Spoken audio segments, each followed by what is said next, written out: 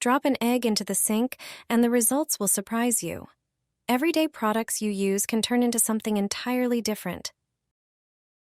This is a simple and inexpensive way to create a cleaner that's useful in the kitchen. Take an egg and drop it into the sink. Then add a few tablespoons of baking soda, utilizing its cleaning properties. Pour vinegar into the sink as well, known for its disinfecting powers. The resulting foam is a clever use of natural chemical reactions that can work wonders. Mix the solution well with a brush.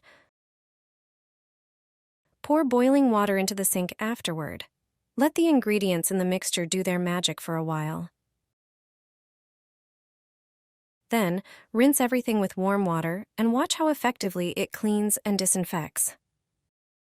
This trick will help you get rid of unpleasant odors and potential pests, and any leftover residue will be cleaned up quickly.